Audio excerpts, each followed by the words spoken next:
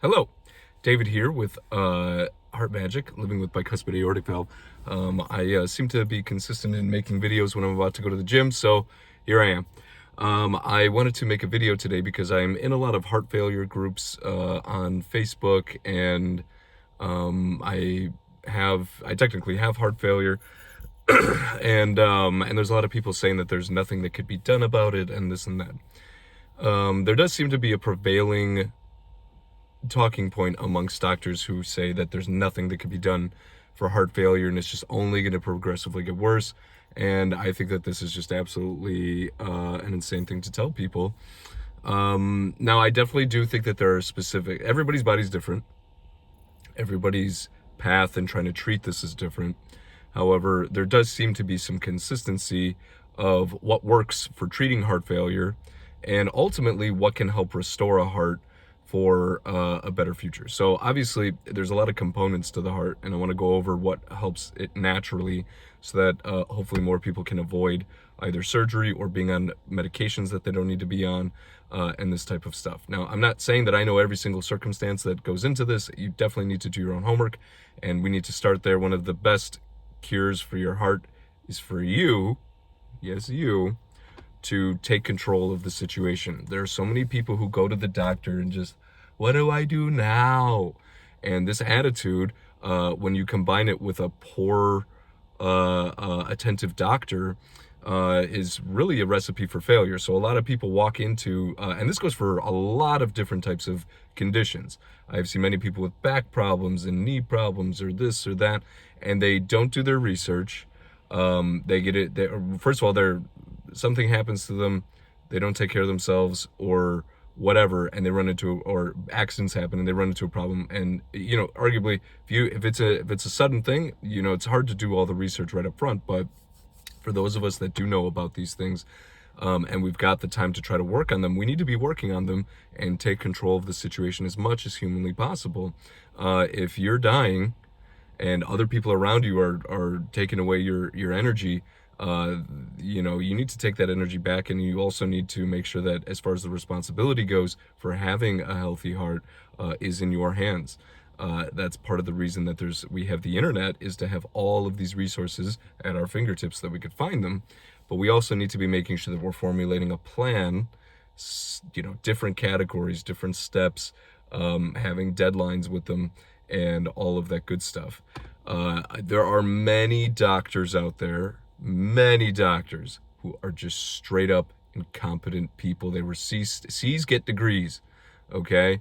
And there's a lot of doctors out there who got C's and they passed and they got that little medical license, and they're just swept up in the ego trip, or they're stressed themselves and they're not as attentive to you as they could be. And if they're just every doctor knows every single condition that goes, even major cardiologists may not necessarily have experience in this and that. And you need to really make sure that you understand your heart. It does no good if ever you're waiting for everybody else to tell you what to do in order for you to get these things going. It's your life, your body, your responsibility. It all comes back to you, okay? Now, that said, obviously we do need to take expertise into account, and you can't learn anything unless it's from other people's expertise in the first place. So this is why we get a wide range of research, a wide range of opinions on things, because we can triangulate and find people that we trust to work with and that kind of stuff. So many people in these heart failure communities I see many of them just, they tell their full story and they just go through problem after problem, and then a doctor thinks that, some numbing in their hands has to do with nerves, and it actually has to do with blood flow. They get surgeries on their hands, and they're just, they're not in control of anything, really, and it's these types of things that really create real setbacks. You waste money on these things. Your body goes through the trauma of surgeries that are perhaps unnecessary in order to be able to treat something, the original cause of something. So if your doctors are not getting the root cause of what it is, don't open up your body in any way, shape, or form until you feel like you actually get to the triangulated thing. And there's ways to do that, and most of it comes down to having effective research, getting a wide range of opinions, taking responsibility. Now, that said, let's say you do have good doctors that you trust, let's say that you do have all of these things going for you, you know, again, treating heart failure as naturally as possible. I'm not saying don't take medications, but it's very important that you understand what the medications are doing, and again, how the heart and all of the circulatory systems and organs work together. And it's also important that if you want to treat it naturally, try to find ways to do that same function as the medication in a natural way. Because the medications have a lot of whack-a-moles going on where you do this thing, but then this kidney stops, starting to get failure. Now you're taking medication for the kidney.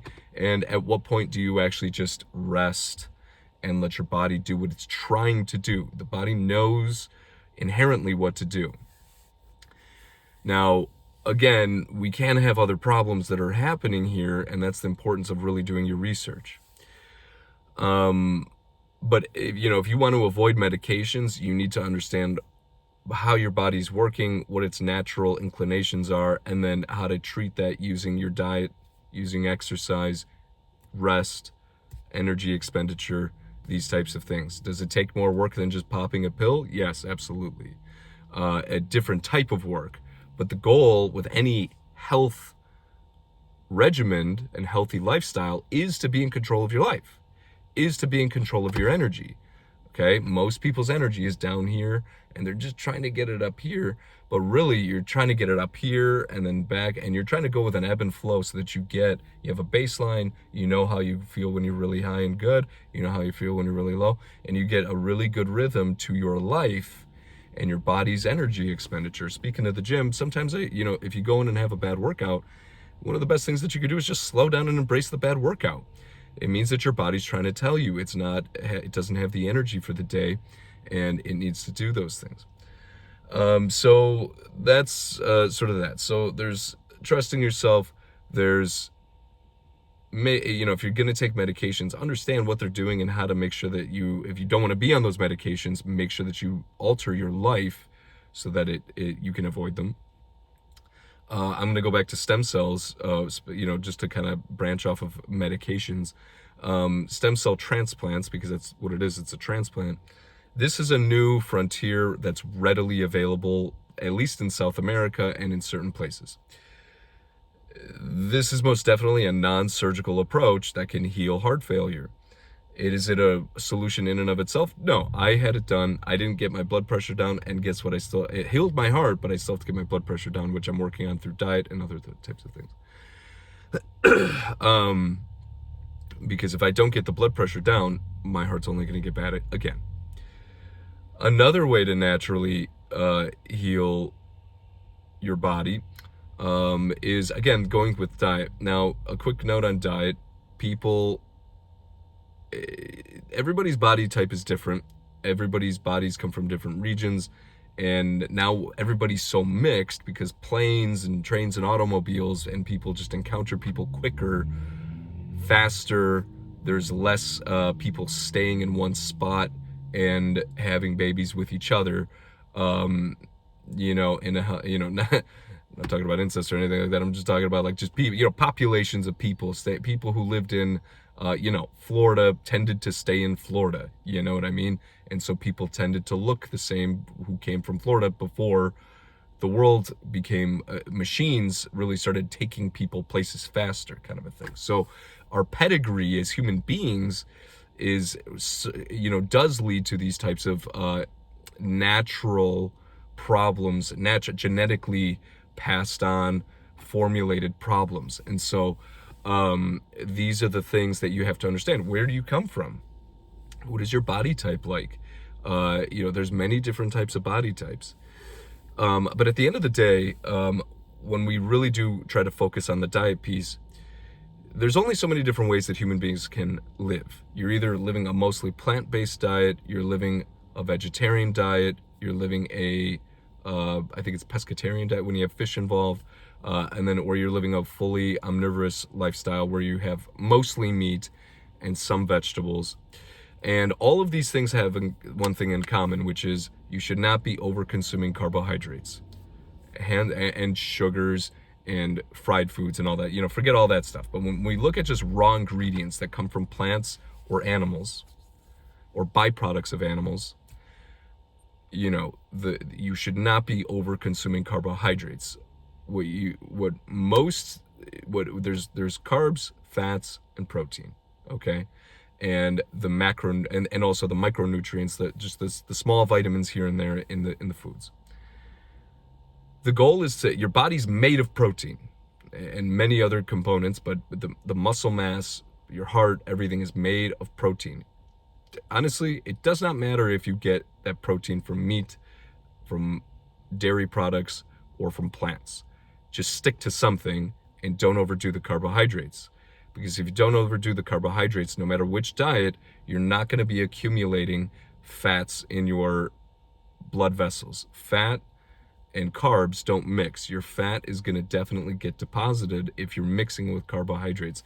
Cultures from around, this is why Indian culture is so big on ghee, because you get a fatty flavor to things, but you don't get the fat because it's clarified butter.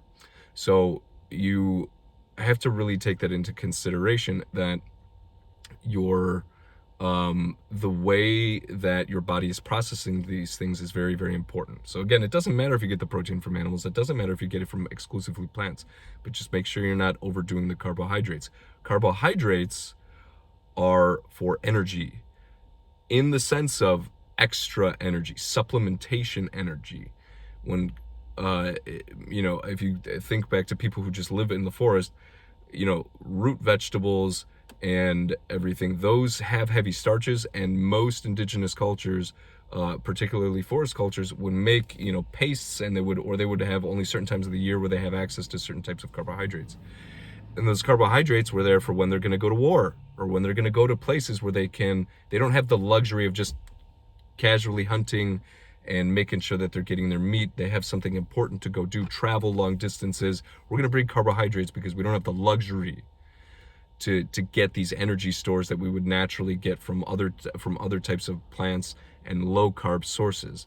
Now, your liver naturally produces carbohydrates when you're in a ketogenic, in a carnivorous state. So your body actually doesn't need to take in carbohydrates technically, but they are useful, and most people will eat them. And most people in modern society, because it's so readily available on every single corner, every single restaurant, every single event, they're going to be eating more carbohydrates than really that they need. So you need to balance these things. It's okay to pick a specific style of eating and just stick with it, and make sure that you're not overdoing it in the specific categories, and you're getting that high quality protein and high quality fat to feed the muscles and the brain and all of this stuff, and to use the fats to restore tissues and whatnot. These are very important things. The carbs, again, these are energy pops. Let those energy pops be what they are, and don't overdo them. Now, it's easier said than done, but again, this is where intermittent fasting comes into play, and really getting into a stride with your diet. I'm still struggling with it. I'm not saying that I have this figured out. 100% for me, because again, I live in modern society. I stay up late. I have a life that I'm trying to live that makes it difficult sometimes. So, do what you have to do. At least get the crap out of the house, and at least pick a diet style that you can stick with, that you like, and get in the kitchen there and learn how to cook, and learn to start a garden. The food is all what it's all about. Okay? This is why we're alive, is to the plants grow, and animals come and prune the plants back. Everybody poops, the soil gets better. It's a big machine of energy and matter, okay? So we have to be more in tune with that process, and this helps us lead a more of a lifestyle that's conducive to a good quality heart. Another tip for healing your heart naturally, and I'm going to kind of leave it at this, is going to be that you need to believe that it can work. Again, going back to people just saying there's no hope for heart failure, there's no this or that. Let me tell you something. I am living proof that you can help restore your heart. Not everybody's going to make it. Everybody's on their own path. And who knows, maybe one day I will need surgery for my heart valve because I have a congenital heart defect. but you're not going to get results unless you really believe in yourself and you can formulate a plan and you can execute that plan over time and trust that that plan is going to work. It's okay if it includes medication. It's okay if it includes this and that. Do what you got to do, but don't just take somebody else's word for it. Make your own plan. Otherwise, you could end up part of a plan that has nothing to do with what's going to actually help restore your heart. And I think I'll just leave it at that. I hope you enjoyed this video. Feel free to drop comments or thoughts or ideas. Obviously, I could have thrown more things in there. But you know, I think that I've seen a few things in these forums lately, and I'm just realizing how much people are giving away their power, or they're not taking charge of the very essence of their life. And if you're not living with that essence, being in charge of that, your very energy, then you know, it doesn't matter what you do. It doesn't matter what medication you take. It doesn't matter what doctor you have. Eventually, all of these things are going to continue to bite you in the butt. You're going to be stuck at cycles of surgeries or on medications that have nothing to do with actually helping you, or continuing with poor lifestyle habits that are going to continue to degrade your heart. And so good luck with your heart failure journey. And I hope that you find something that really works for you. Bye-bye.